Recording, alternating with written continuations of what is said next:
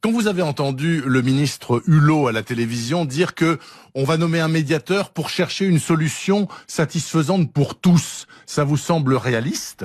Non, je pense que ça ne me semble pas du tout réaliste. Et moi, j'avais entendu, en réalité, Emmanuel Macron, vous vous souvenez, j'avais débattu avec lui, c'était le 6 avril dernier. Oui. Et je lui avais posé la question de Notre-Dame-des-Landes. Et il m'avait répondu médiation, j'avais essayé d'en savoir plus sur le contenu de la médiation.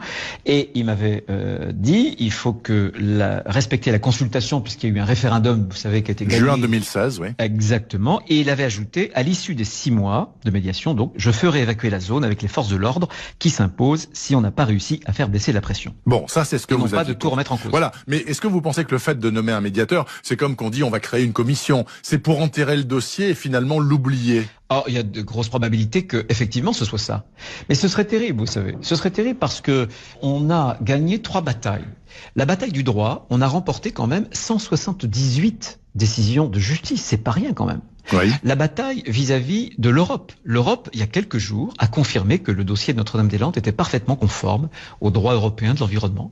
Et on a aussi remporté la bataille de la démocratie avec cette consultation publique qui a eu un verdict clair et net.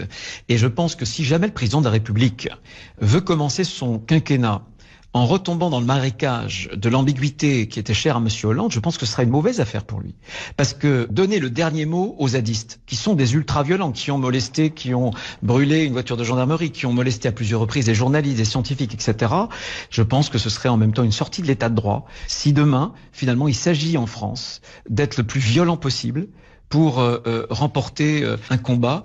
Ben, vous savez, il y aura beaucoup de violence en France parce que beaucoup de groupuscules comprendront le message. Ceci étant, une fois tout cela posé, Bruno Retailleau, vous êtes un homme politique. Vous savez très bien que certes, il y a la loi et puis il y a la politique. Peut-être que dans l'ambiance d'aujourd'hui en France, il ne serait pas bon de construire Notre-Dame-des-Landes pour l'exécutif actuel.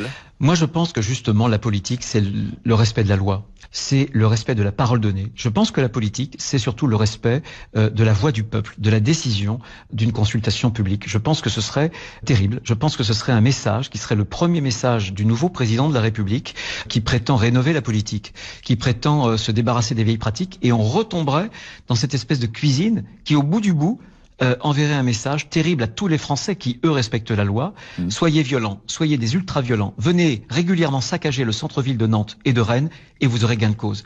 Est-ce que c'est ça la politique aujourd'hui? Est-ce que c'est ça le nouveau message que le président de la République veut porter pour son nouveau quinquennat? Bruno Retailleau.